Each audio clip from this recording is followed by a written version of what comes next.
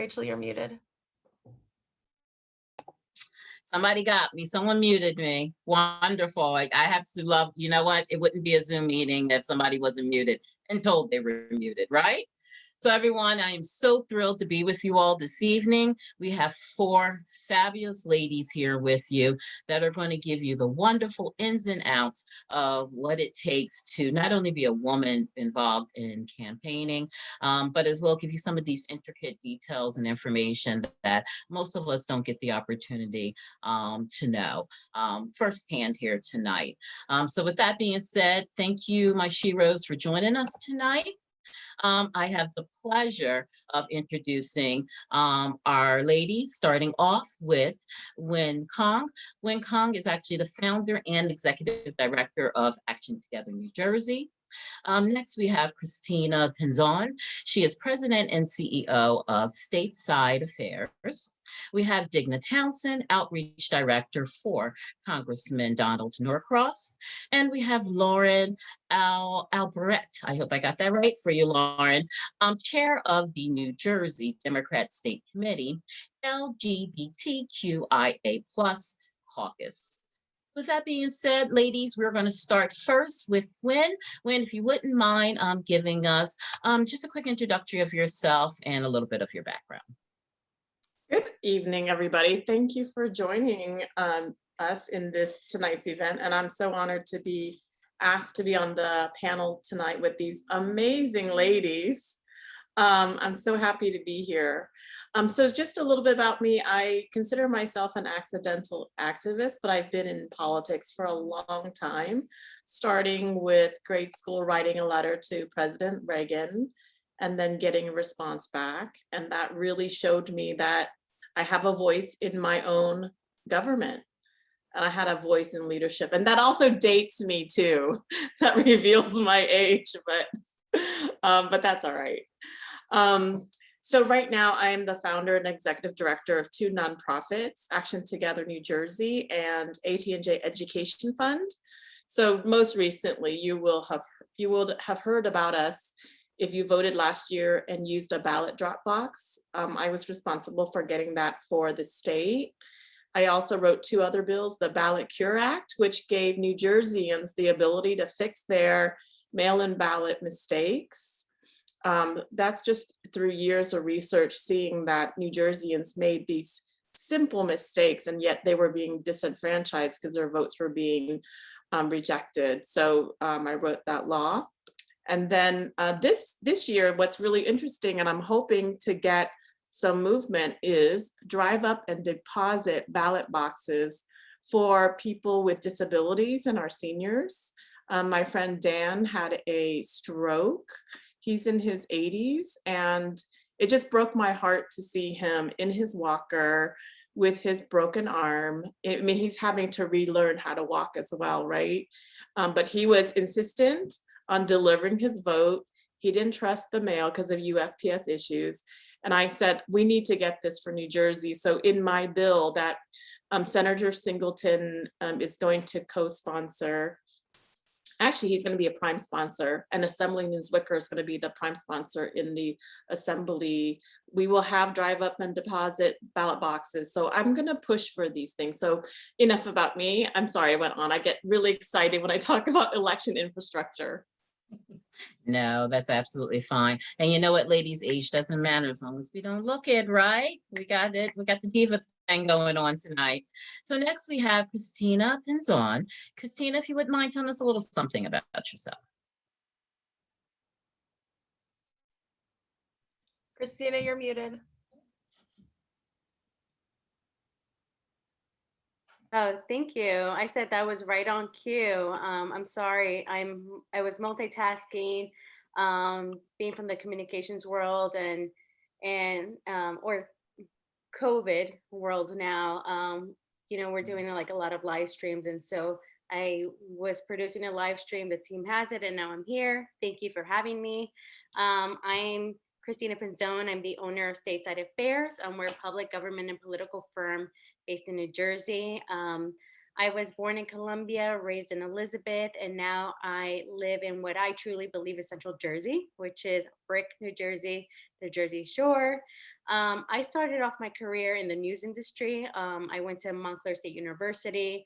I decided to follow that career with a concentration in political science. I never had an inclination before college. I never had an inclination for politics. I was a police explorer. I went to John Jay College of Criminal Justice. I thought that my career was going to be, my idea of my future was going to be in this, the CIA or, somewhere in government or law enforcement. And, it doesn't always work that way. And, life has like curves. And so I actually, the reason why I'm stating all of that is because I went to college for broadcast journalism. I worked as a producer for NBC, News 12, and I became a writer for Fox. And then it wasn't the lifestyle that I was looking for. I ended up becoming a legislative staffer because someone referred me to an assembly person that was in office at that time. And it has been fulfilling ever since. As a result of that, I became a community organizer. I am now a business owner. We're gonna, it'll be our 6th year open as a minority and women-owned business in New Jersey. And the honor that I have of, working on all levels of government, whether they're local, school board, council. We even did some communications work for Cory Booker when he ran for office, and helping women in general to serve in office and to guide them. It's one of the greatest honors that I have. So thank you for having me. Oh, thank you for joining us tonight. Wow, what a resume. Both of these ladies, absolute sheroes ladies that we have with us tonight.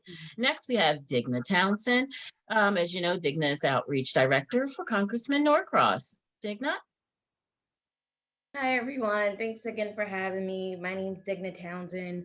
Like Rachel stated, I actually started as Outreach Director for Congressman Norcross. Just this year, I started as the aide to Commissioner Director Capelli here in Camden County. So hello from Pensacola, New Jersey, down in Camden County. Again, I'm excited to be here. Just a quick, and I'm one of those people that hate talking about myself, so forgive me. But I could just think back and when I was like 16 years old, I got interested in politics.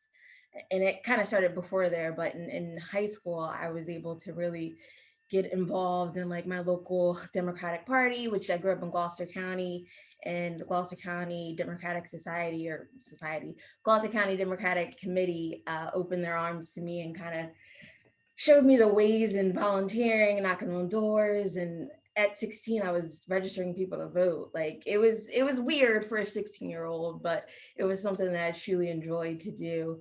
After that, I started in college and I took breaks from college a lot. I worked for Rush Holt, who ran for Senate and didn't quite end well, but that was a fun road. And then I went up to Burlington County and I worked for Amy Bellegarde. She ran for Congress against that guy, Tom MacArthur, that's no longer there, thank the Lord. But she ran a great campaign and her field staff was absolutely amazing. From there, I went back to school. And my senior year of college, I had a great opportunity to travel to Nebraska for us to get the purple dot. I don't know if you guys remember in 2012, President Obama got the purple dot, which was in Omaha, Nebraska. So we had the chance to try to get that purple dot back for Hillary Clinton. Unfortunately, we didn't get the chance to do so, but it was a great team there. I was the regional field director for the Nebraska party. And it was great working in a red state. And I know that sounds weird, but it was just so different from what I'm used to back home in New Jersey, where people just think straight up differently than you, and having those hard conversations about those core beliefs, like those things that we all kind of see eye to eye, but of course we see how you see differently on how to get to it pretty much. So super excited to be here with you all. I think field operations are the most important part in a campaign. I know I'm biased in that, but I'm extremely excited to be here and answer questions and to talk more about campaigns. So thanks again. Wonderful. Thank you so much, ladies. Are you getting excited? Aren't all these ladies fabulous? And last but not least, we have Lauren Albright. As you know, is the chair of the New Jersey Democratic State Committee, LGBTQIA caucus. Take it away, Lauren. All right, there we go. Hi, everybody. I'm super excited to be here. Obviously honored to join this panel of wonderful and strong and accomplished women. And I always think to myself, how did I get here? Like talking and people wanting to hear what I have to say or asking me to talk. I always sort of feel a little bit like imposter syndrome kicks in a little bit. So I'm going to try and put that to the side for today. So my journey in politics began about 8 years ago. A friend of mine was running for local office, and I didn't go to school for poli-sci. I have degrees in English and art history. I have a teaching certificate. So I didn't go to school for policy or politics or even really history or government. And he was like, I think you should help me run my campaign. And I was like, I don't know about that, but I did. And through that, we got involved in the community and some community outreach groups and some minority outreach groups. And then I guess, as is my nature in general, within 6 months, I was chairing an organization. And we learned a lot in those 6 months. Thanks, my friend Eileen. That's nice. So, you know, I've always identified as a member of the LGBTQ community. And that seems to be where I found my place or my voice within advocacy, in policy, in politics. I am excited and thrilled to campaign for LGBTQ candidates.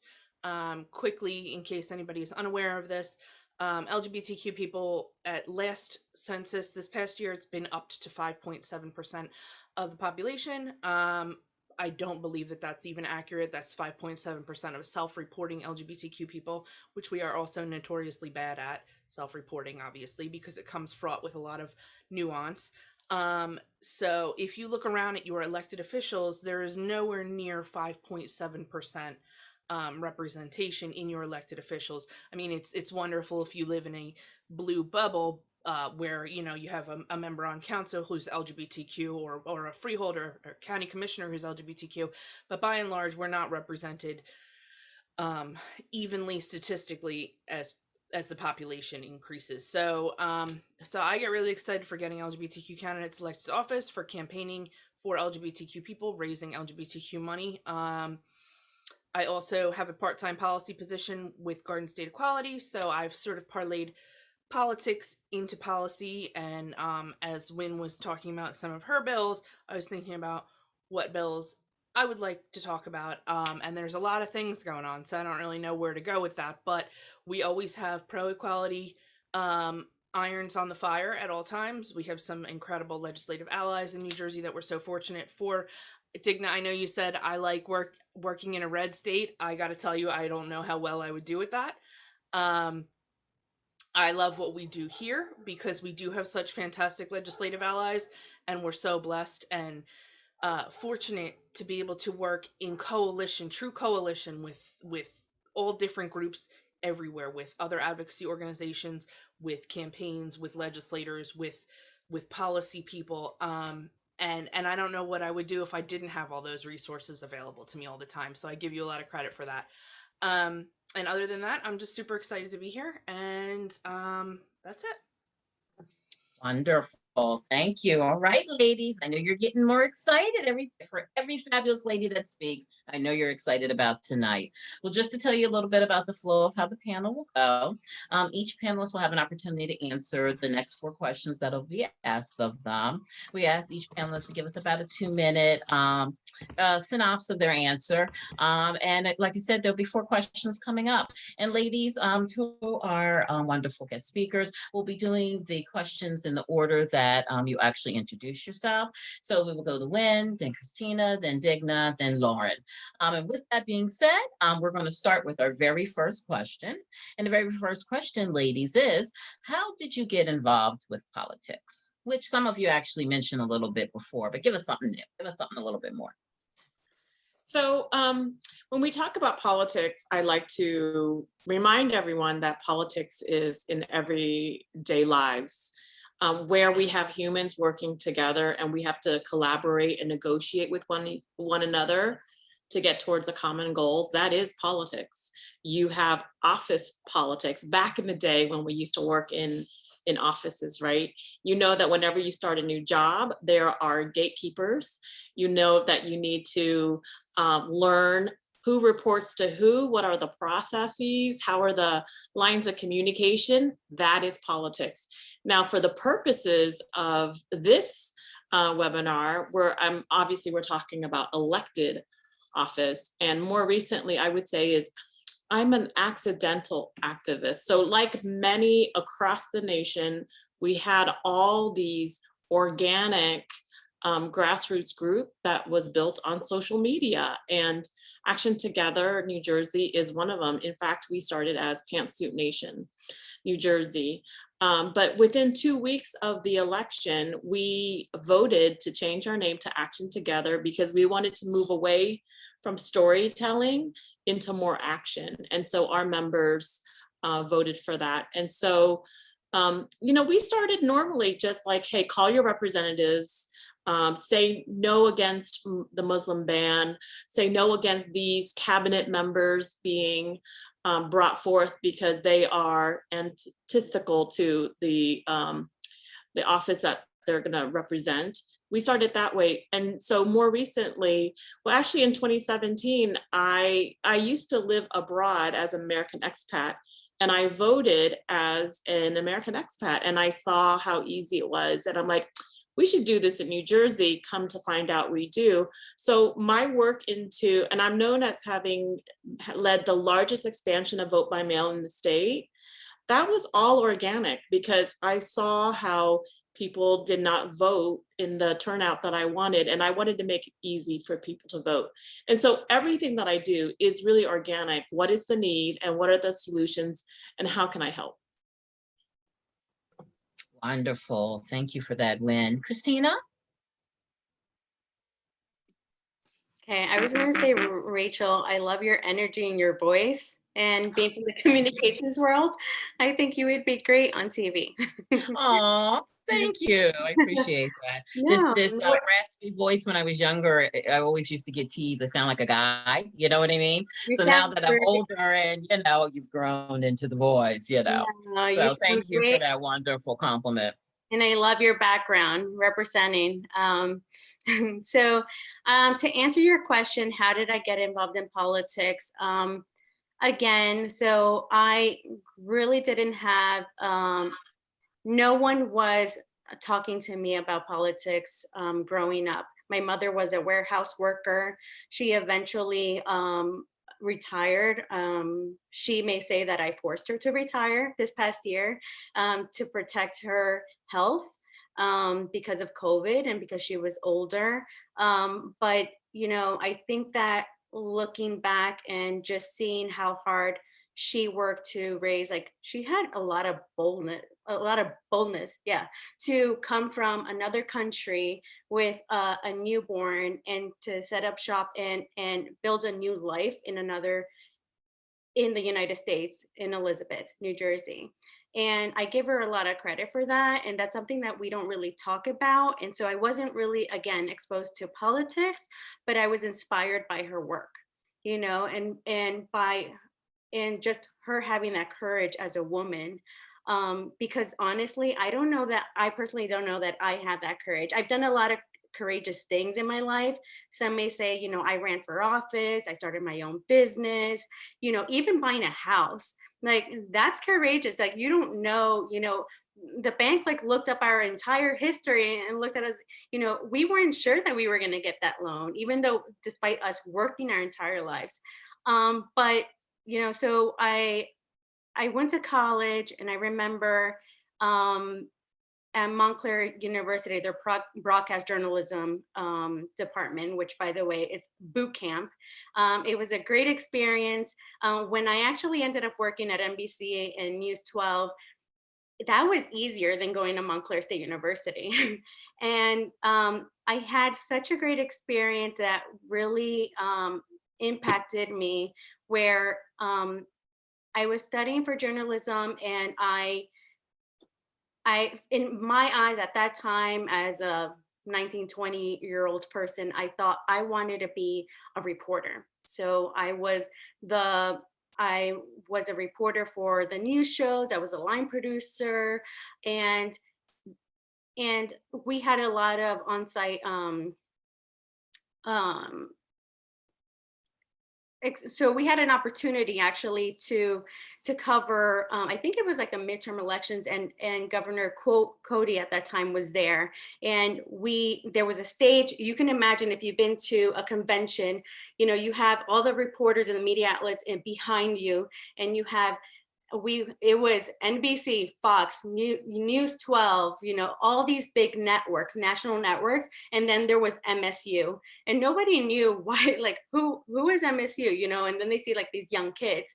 But we were so driven. And at that point in our lives, we thought, you know, we want to make an impact, and we want to show, you know, with all these other professionals, they've had been in, you know, in their careers for a very long time. We want to show them that kids can do it too.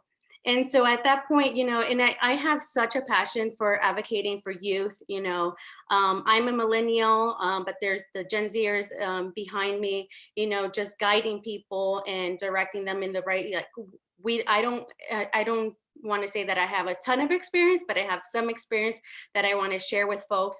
But we saw Governor Cody at that moment, or Senator Cody at that moment, and he was walking into the convention room.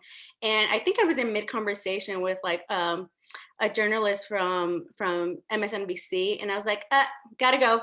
Cause, you know, like when you're in a room, or when you're politicking, your eyes are, you know, a lot of you guys I'm sure have experience, you're looking around the room, who do you see? And so I saw Governor Cody, and I'm like, peace, gotta go, gotta cover this. And we were the first, me and my colleague, we were the first two people to cover that interview. And I don't think that he had any idea who we were, but he was, as many people know, at least in my experience, he was very candid, very nice. He answered all our questions. And then we actually had a line of people behind us, you know, looking to ask him questions afterwards. And I think that inspired me so much, because you know, I saw the influence that someone can have, and I've evolved from that. You know, I've seen it from a journalistic standpoint, and I've experienced it from a community organizer standpoint. And I just want to make sure that I do my part to share both of those worlds with the people that, you know, not only work for me under Stateside Affairs, but also I serve on other boards like Latinas United for Political Empowerment, and I may be Latina. I'm in Brick, New Jersey, but at the end of the day, you know, I just want to, you know, work collectively with women, because I know like we have, you know, have it harder. So I don't want to take too much time, because I feel like I'm rambling right now. But I think that's a little a reason why, just to give you like a snapshot of how I got inspired to get into politics. Wonderful. Thank you so much for that. Digna? Why did you get involved in politics? So I got really got interested in the politics. It was 2003, I believe, and I was 11 years old, and my mom just got done cooking dinner. My sister was laying on the couch, knocked out. It was probably after 10 o'clock, after 11 o'clock. And on the TV, I'll never forget, and I definitely should have been asleep, but I was obviously up. On the TV, it was like something weird came on. And the next thing I know, President Bush was on the TV, and he was declaring war on Iraq. And I was devastated. And again, it's late at night, I should be asleep, but I'm seeing this on the TV. And at that moment, I was like, who is this man?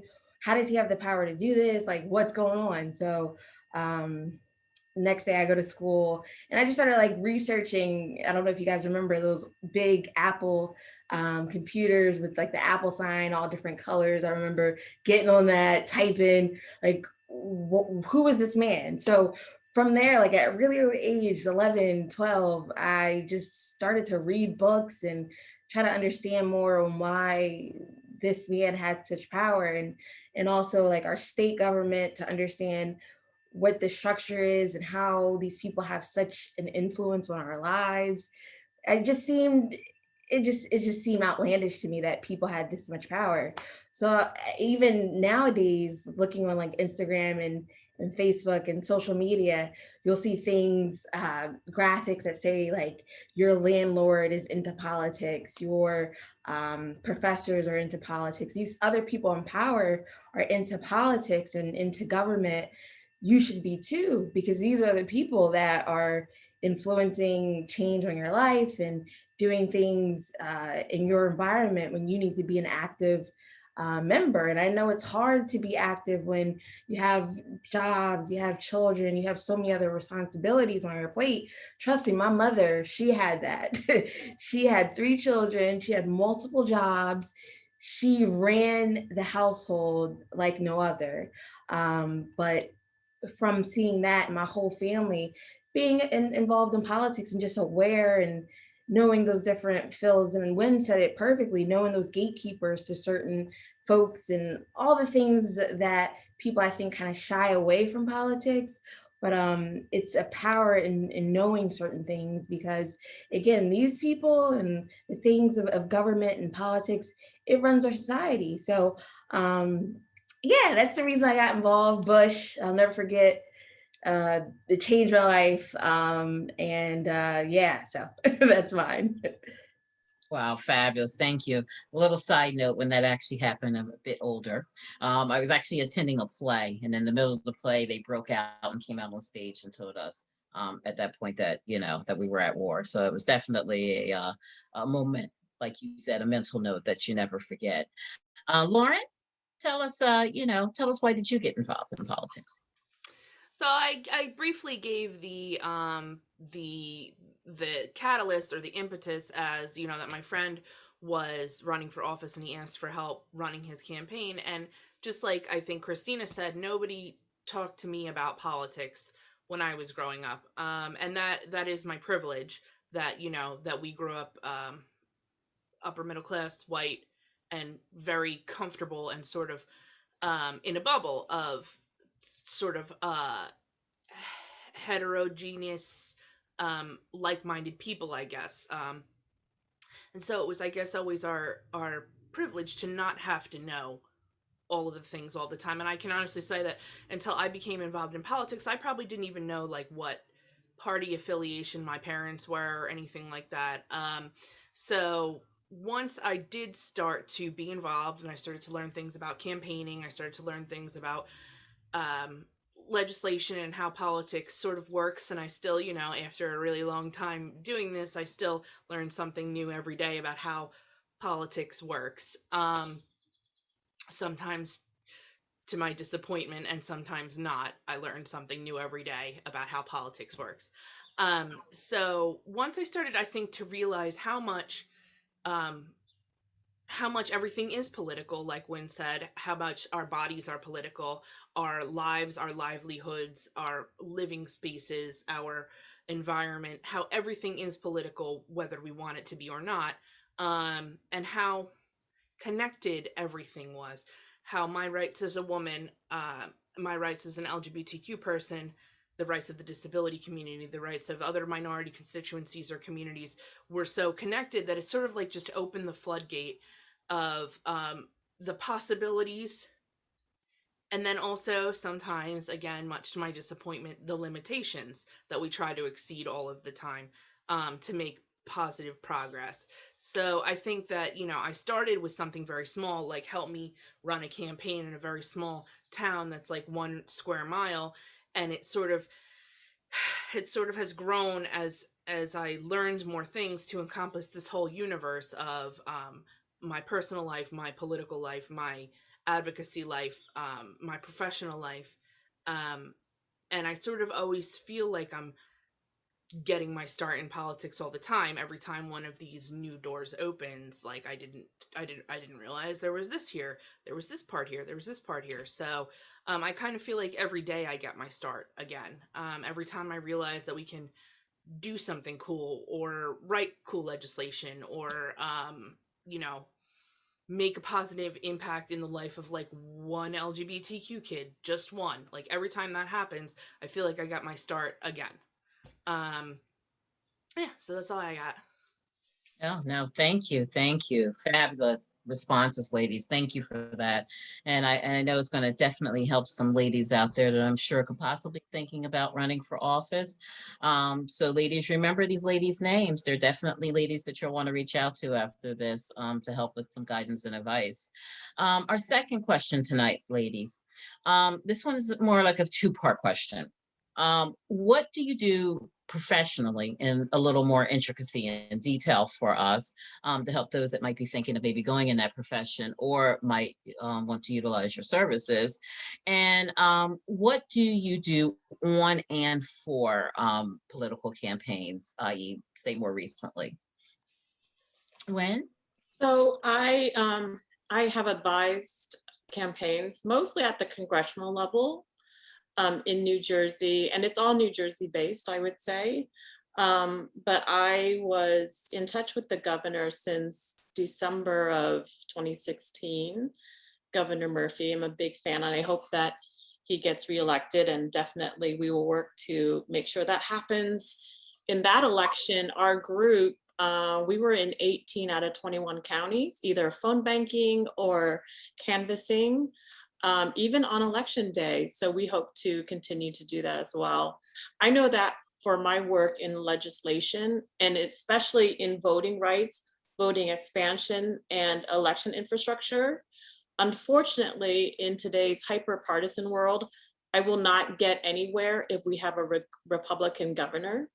Nothing's going to happen, even if we have both the upper and lower house in the state legislature. So I have an interest in making sure that we have Governor Murphy again serving New Jersey. But as far as working with campaigns for this year, I'm working with candidates, and I've chosen to work only with women candidates, and also with particular interest in and deliberate interest in working with women of color.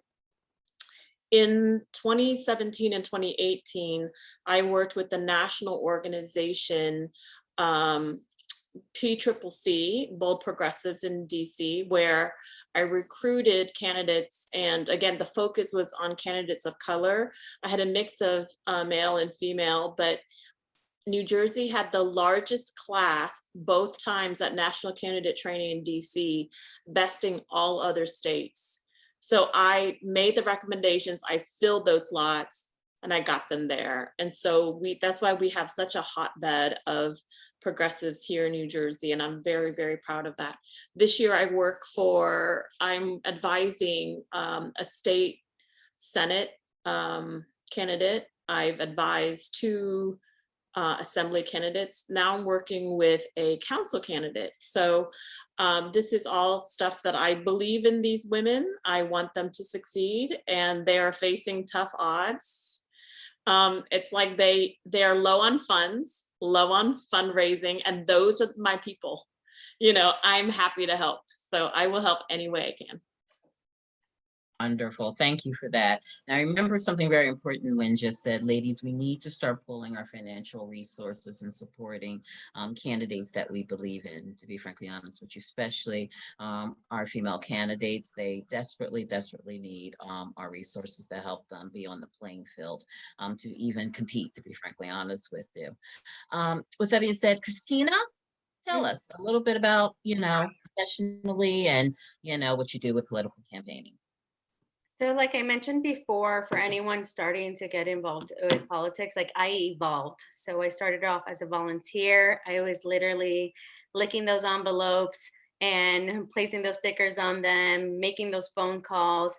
And then, naturally as you interact with more people, you establish those relationships. There there's trust that you're building. And so with my time working in campaigns, I started off as an organizer, and then I evolved into my line of work professionally, which is communications. And I think someone actually asked that earlier, like, what is State Side Affairs? What do we do? It's such an open-ended question, but just to make it very easy, is marketing, and we're multilingual. We do political work is part of what we do, not everything what we do. We actually worked on the census and doing outreach in a lot of urban areas, and reaching out to Gujarati communities, or I should say, yeah, in Gujarati and Arabic communities and Spanish and so forth. And so we do their press releases, we do their commercials, we do their digital or display advertisements, the ones that you see on the web. And we're capable, because we're a multilingual organization, depending, because of also the demographics of New Jersey and how diverse it is, we're able to capture a lot of different groups. And we do that all in-house. I think that's something that I take a lot of pride in, is that we're not subcontracting it to someone else, and we take a lot of time targeting those folks. That's how we get paid. The other part is you volunteer a lot. And so I volunteer on a number of organizations, and one of the organizations that I mentioned before, I actually was part of Emerge New Jersey. That's a program that I believe is still open, like, for if anyone, and I could be wrong, if someone wants to, let me know, I may be mistaken. You can apply. They provide programming for female candidates that want to run for office. But I'm part of Lupe PAC. It's lupepac.org. And our mission is to make sure that Latinas are elected and appointed to office in New Jersey. And then on the other, one of the other passions that I have is advocacy. Like Wynn and a lot of people that have spoken here, that's driven us to be in these positions and in these circles. And so Wynn actually was part, we produce an online series for Dr. Patricia Campos Medina. She's a labor expert and a huge advocate here in New Jersey. And she's actually working with, like, Make the Road and other organizations for the Relief for All campaign, ensuring that tax-paying immigrants get paid for the entire year that we just had in the duration of COVID. We got COVID relief. I don't know. I don't want to assume that everyone here did, but most people did. There's a huge segment of our population that are essential workers and did not get paid and haven't gotten any relief. And so those are things that personally, to me, drive me to continue working in this field, not only professionally, but also on a community level. Well, thank you for that. And Digna?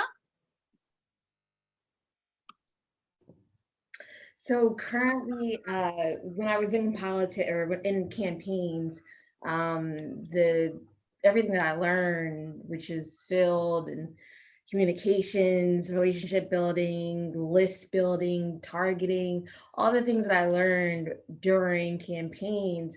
Now in my government role, my 9 to 5, I'm really able to use that full force. It's pretty much similar, but it's also different. Government's way different because you're representing people that elected you. So it's that 365, wait, is 360 or 365?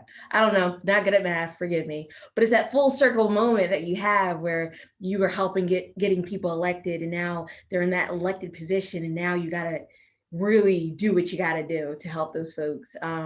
So in government, I think it's one of the most rewarding jobs because people will reach out to their elected officials with everything. Okay, 360, thank you. And so yeah, so people will reach out to you on their worst days, and I can't lie, during the pandemic, some days I would just cry because people were without jobs, people were without unemployment, people were without so much. And it was very hard. But I think it's extremely important, whatever government field you're in, to really care about the community you work for. And not only are you representing that elected position, or if it's in government, a different type of department, you're still representing the people that you live with. That's your community, that's your family. So it's been really interesting to say. It's been hard, it's been rewarding, it's been everything that I hoped. But I love working in government. And again, it's really important to work hard for, again, once you're getting those folks elected, and working as hard as once they're in office. So that's one thing I could say. And from campaigns, once I realized I needed to kind of take that break and kind of focus on coming back to New Jersey and hopefully the settling down, I think government was just that easy path, because it was something that I felt so moved to do. But also outside of my 9 to 5, I am proud to be the president of the South Jersey Young Democrats. And please follow us on Facebook, South Jersey Young Democrats. And we are a under 40 group that fundraise money for local candidates within the South Jersey region. We host, just recently, we had a really fun Earth Day event where we planted about 50 trees in Gloucester Township, which was a ton of fun. And we do a lot of events where we're giving back to our community again, but the most important thing that we do is we raise money for those young candidates. And I know someone mentioned it's very hard to raise money for those mayors and council members, and even any other position.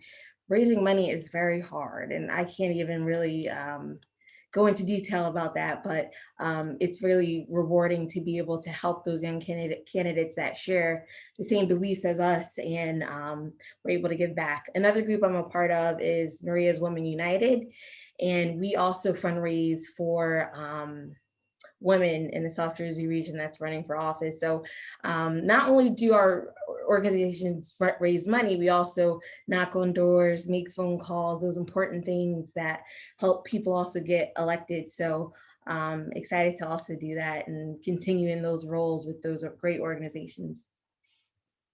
Thank you for that. And thank you for sharing those other organizations as well for the ladies, to know all the great groups that are out there, as well as our federation that are doing some wonderful, great work. Lauren, tell us a little bit about, professionally and with your political campaigns. So professionally, I do nothing related to government or policy or politics. In my paying job, I'm a healthcare finance analyst. I manage a department of data and analysts. It is super dry, but I do love what I do. And like I said, my degrees are in English and art history. My job is data analysis and healthcare finance, and then I have my advocacy or policy life.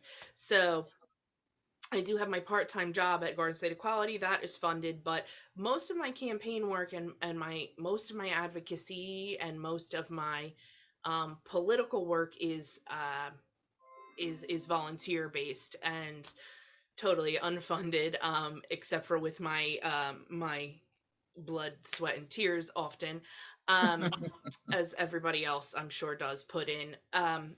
So as far as campaigning goes, like I said, I find my thing, the thing that turns me on and keeps me engaged in campaigning and advocating for LGBTQ candidates. Like Wynn said, it is beneficial for us to have Governor Murphy in office and to have a lot of Democratic legislators in office. So we're always supportive of those causes too. We hosted a nice LGBTQ fundraiser for the DGA, which is the Democratic Governors Association, of which our governor is the finance chair. We hosted that a few weeks ago because we're always happy to contribute to the campaigns of our strong allies. But yeah, it's really, I have found it engaging and exciting to raise money in places for and with people that are sometimes left outside of the mainstream of the political process. So when we concentrate solely on raising money for LGBTQ candidates, we're sort of raising money for an identity and an issue. And I do find it interesting and not easy, but this is just sort of where our focus is, where we can raise money from the LGBTQ community for the LGBTQ community, and channel our dollars and our energy into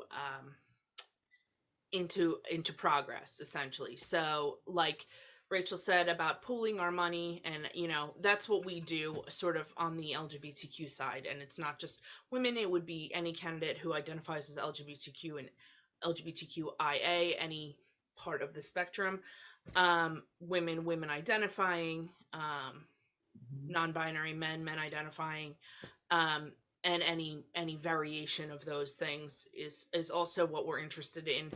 Like I said, we are suffering lack of representation, so we're happy to focus on that, and that is sort of like our small piece of the much larger puzzle, and is, like I said, is really where I find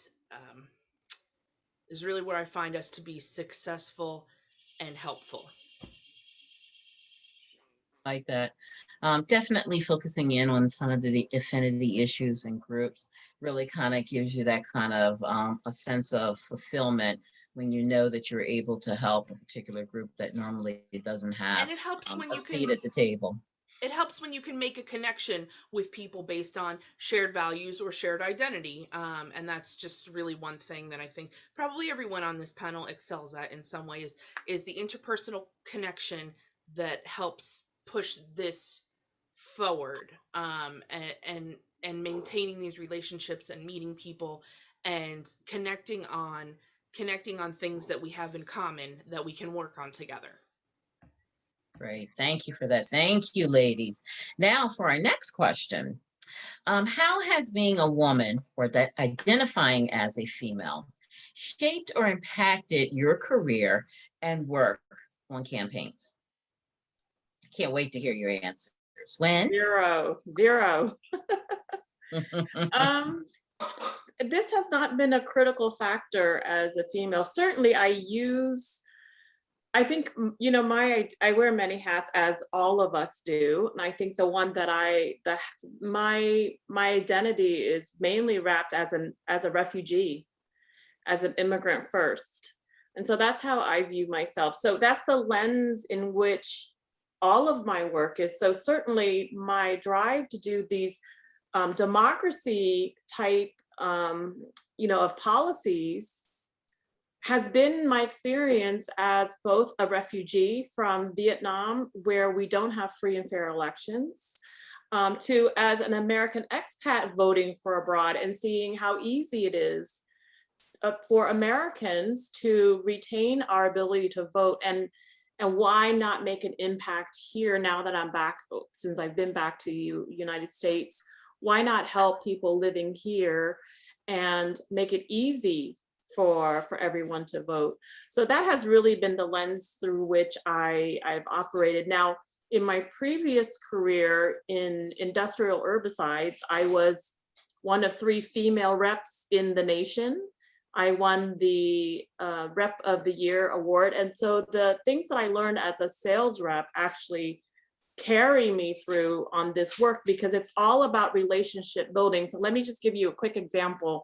I think that will be applicable. So imagine me, 30 years ago, I'm in my 20s, I'm just out of college, I'm Vietnamese. If you look at my name on here, my Vietnamese name, Uyen, there's way too many vowels for the first name.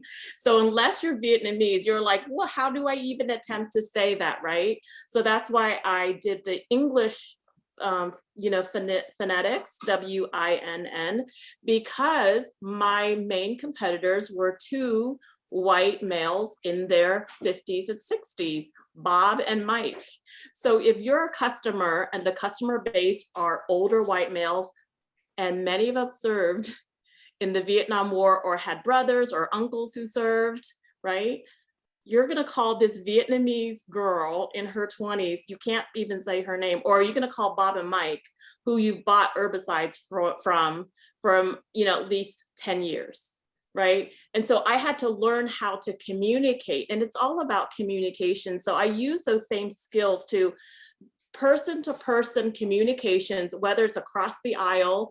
If I'm talking to a legislator, and I've talked to plenty of legislators who, once I talk about election infrastructure, if there's with a certain party, I'm getting shut down. I can see them I'm not listening to you. I'm going to vote no on that.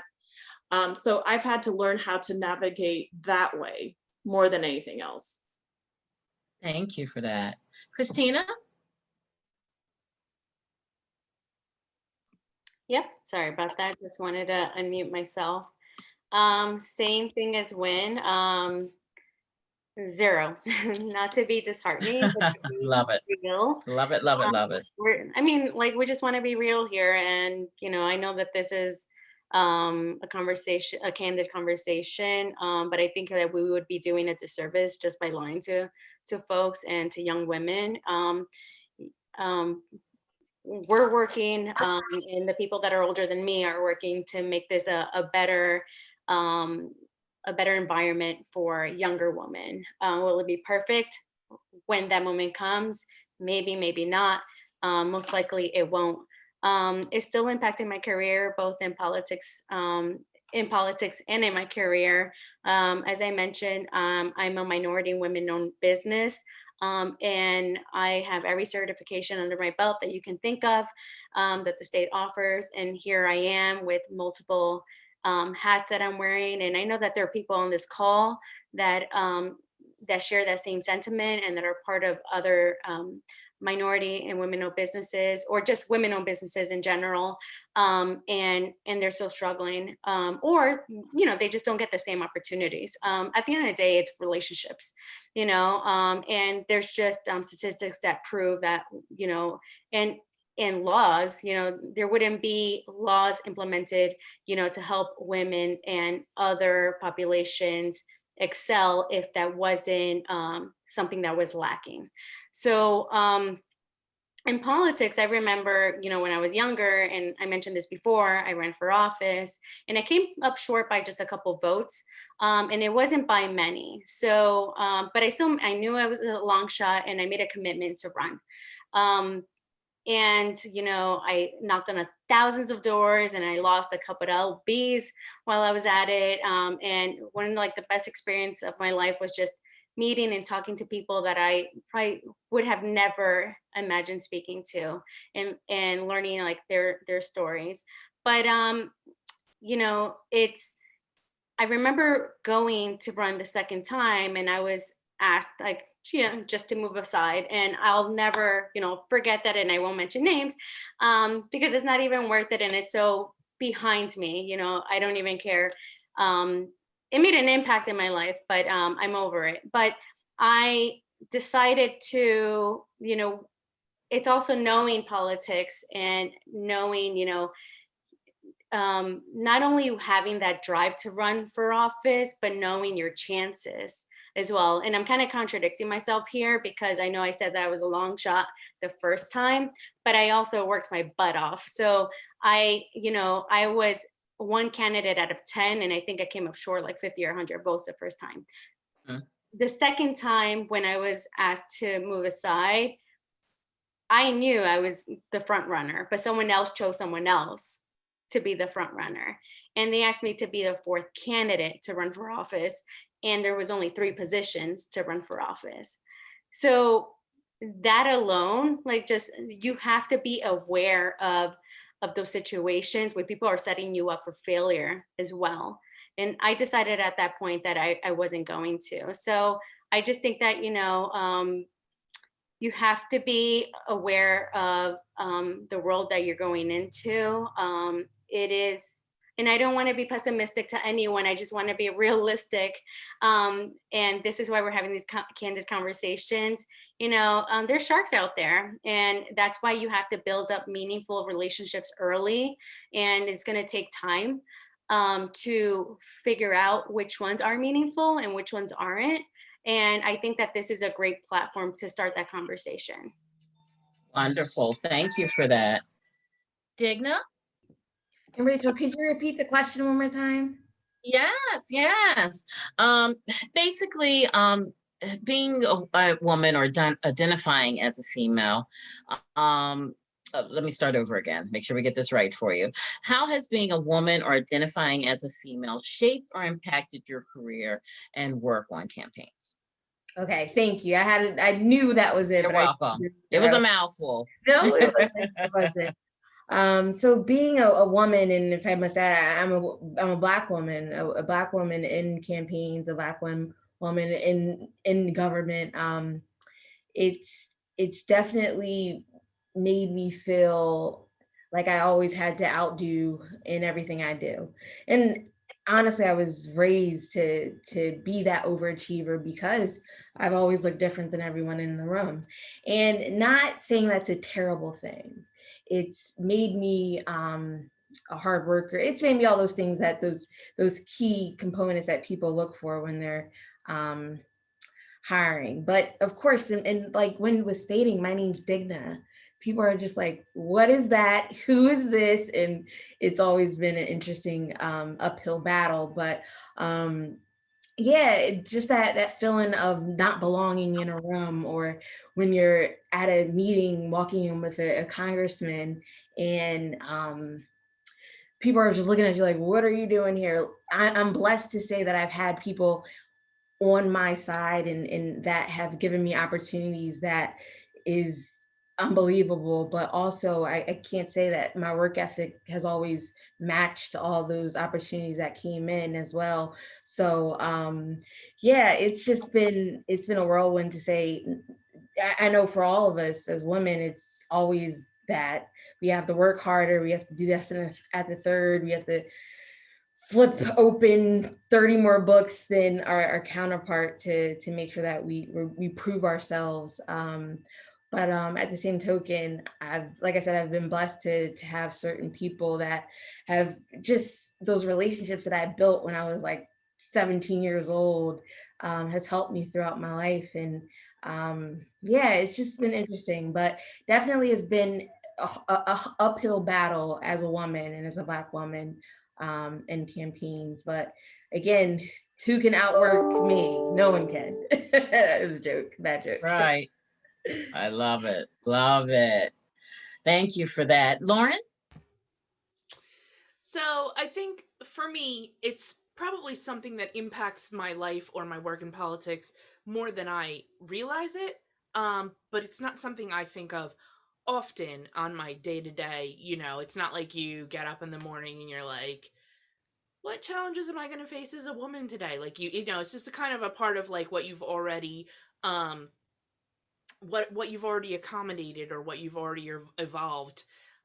In my professional life, I can say, which is not in politics, but I can speak to in my professional life, I can say that myself in middle management, I am joined with, most of the people in my positions in my company are women, right? And then as you start to sort of climb the ladder a little bit into the C-suite, there are less and less women. And so I think that's the real time ramification or display of what Digna said about, having to do twice the work to make half the money or to make half the success.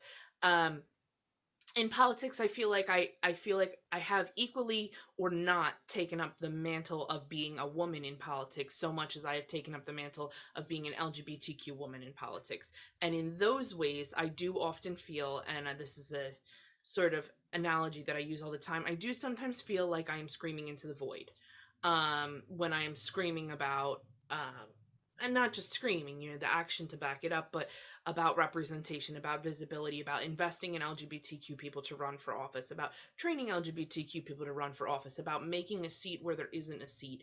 I do feel sometimes like, like I'm screaming and nobody's listening. But then, you move the needle a little bit and you do feel like, you've done the thing that you set out to do, or somebody is listening somewhere. But yeah, I mean, it's not something I think about, but to Christina's point, there are absolutely sharks everywhere. It's politics, and sometimes I forget that it's politics. And they're just like a woman may be asked to move aside so that someone else can run.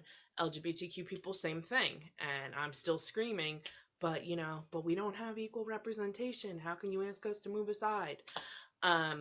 So I mean, I think all of those things are applicable to many communities and identities, but I will be honest, nothing about being a woman in politics ever says to me that I shouldn't get this, or I'm not worthy enough of this. Now, what happens in reality, what happens in actual play is a different story, but it never presents a thought to me in my head that maybe I shouldn't do this because because I'm a woman, or maybe I didn't get that because I'm a woman. Yeah, I hope that answers the question. Thank you. No, yes, it does. Thank you, ladies. This has been a great, great night. And in the essence of time, what I'm going to do is I'm going to kind of morph our last question and our closing statement together and ask you ladies this. Give advice, give that one tip to the ladies out there and allies tonight as to a tool or a skill that if they're interested in getting involved in, advocacy, campaigning, what's that one thing that was an epiphany for you, that thing that helped you move along in campaigning or advocacy? So advice for any candidate Yes. running? I think working For with anyone who's thinking of running, actually, someone who's maybe newer and doesn't have as much experience. I would say if you cannot answer this 4-word question and get them hooked within the first 30 seconds, you really should think about why you're running. And the question is, why are you running? Those 4 words trip up more candidates than I can tell you. And I can tell you it trips them up whether they're running for Board of Education, mayor, or Congress. When they can't answer that for me and convince me within 30 seconds, they've got homework to do. Actually, I accidentally put in the chat, you can see right there, I'm actually working with a member. I am working on the verbiage and I copy and pasted the wrong one. But my work is 24/7. So trust me on that. If you're thinking of running, answer that question. Why are you running? It makes the voter think with your answer, you've got to be running to serve your community. Why should that person vote for you when they have incumbents, right? So the answer's got to be, I am running to serve this community because of this issue is not currently being answered. There is not a viable solution that's working for the community. I have a solution. That's your answer. Now you're going to customize it for you, but that is my biggest piece of advice. And it's the advice that I come back to all the time. And I can tell you that I think since 2016 and everybody is running, right? But you can see the people who are running because they want to run for office. They want to get that blue check mark on Twitter, or they're running to really be public servants. There is a huge difference. And you can separate the wheat from the chaff pretty quickly when you just ask that question. So candidates, if you're thinking of running, you better answer it and you better get me within 30 seconds. Love it. Thank you for that. Christina.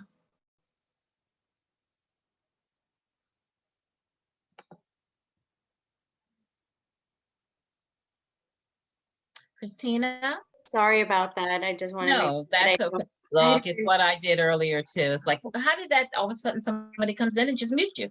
Yeah, I just want to make sure I don't interrupt anyone because I have dogs in the background.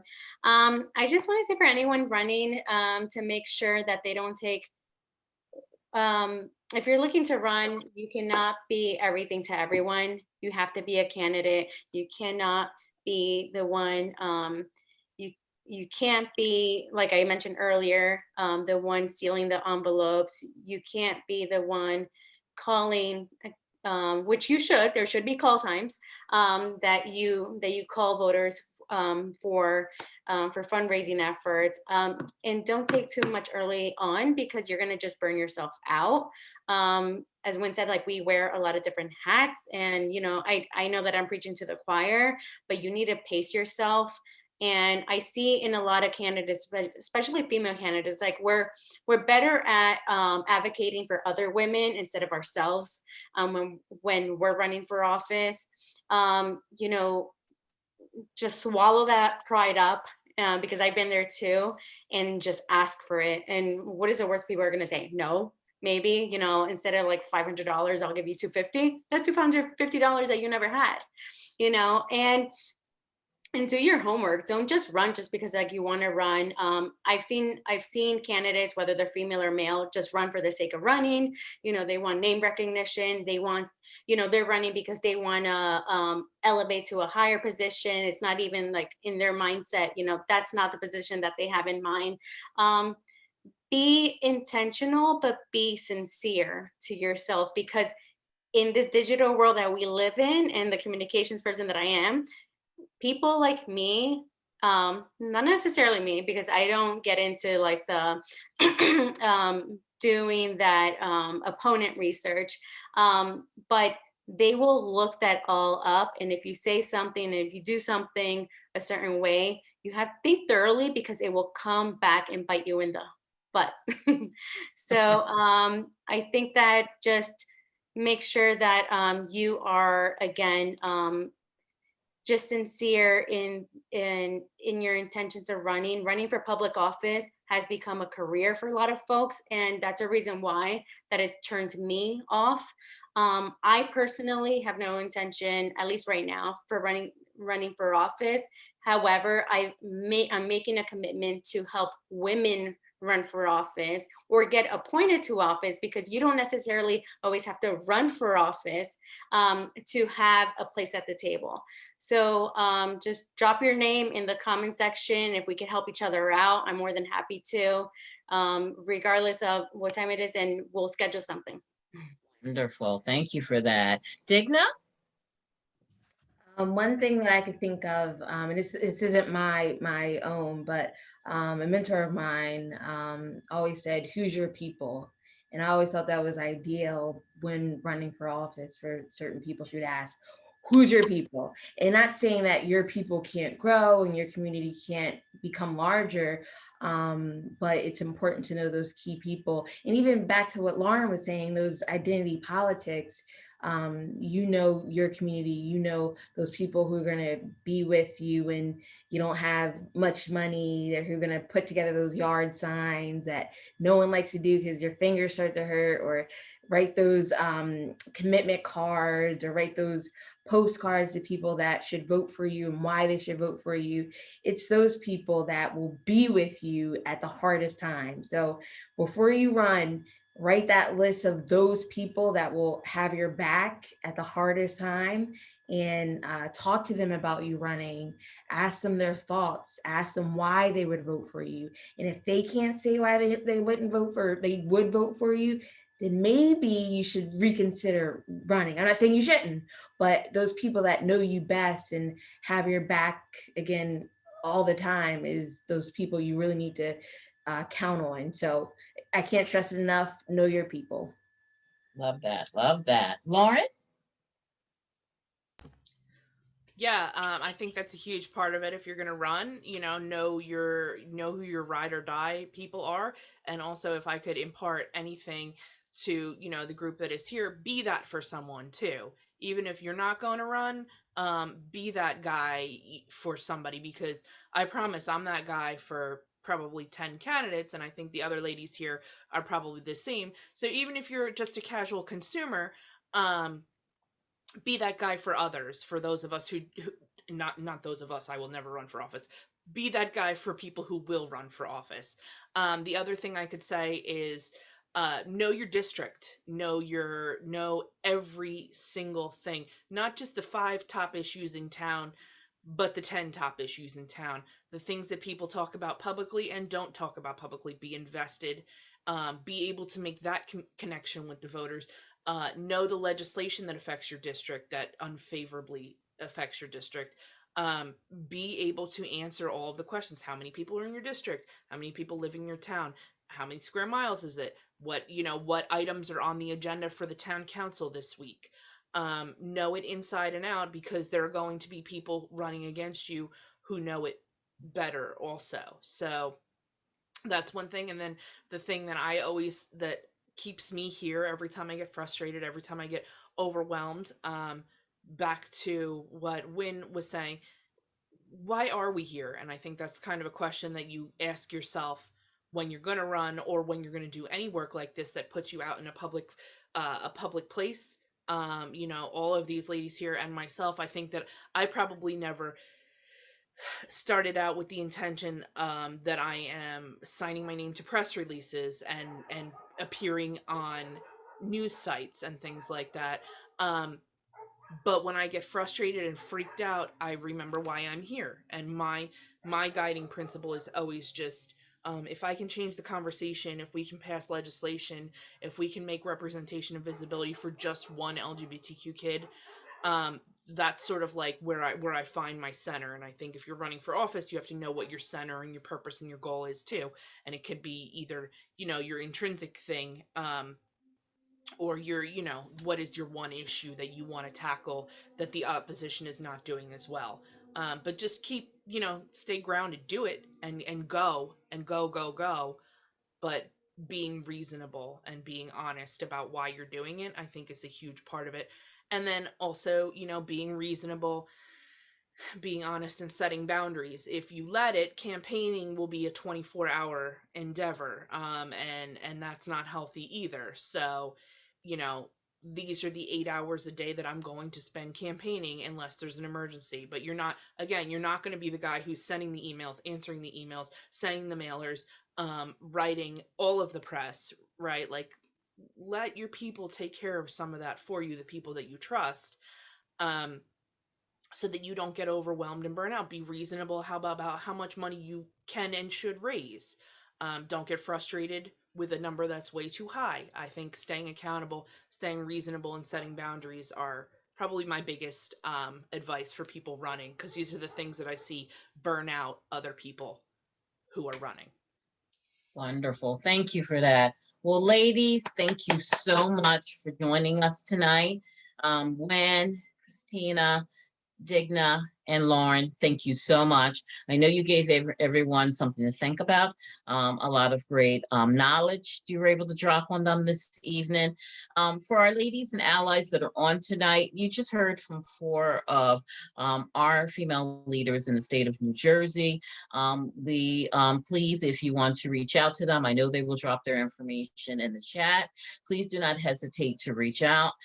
These ladies are full of information, a wealth of knowledge, and that's what it's about. It's about us as women coming together and building our crew, as they say, our people, our kitchen sink. There's so many different terms that are used out there, but that's what we need to do to make sure that we're ascending and lifting each other up, whether we're in the front of the camera as the candidate or behind the scenes in various roles like these ladies were able to talk to tonight, and getting that person to where they need to and getting that legislation done and wonderful things done within the communities for our neighbors, our friends, our family, and the future generation.